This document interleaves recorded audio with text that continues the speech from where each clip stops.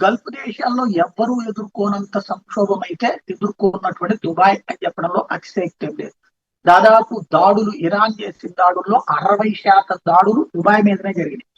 Dubai కి సంబంధించినటువంటి కీలకమైనటువంటి స్థావరాలు ధ్వంసమైనాయి. ఇదే కాకుండా దుబాయ్ టూరిజం దెబ్బతింది, రిటైల్ ఇండస్ట్రీ దెబ్బతింది.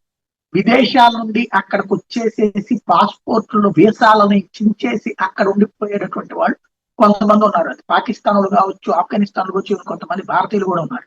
వాళ్ళందరూ ఇప్పుడు అక్కడ ఏ ఉపాధి లేకుండా పోయారు. రియల్ ఎస్టేట్ వచ్చేటప్పుడు 40 to 50% డౌన్ అయింది.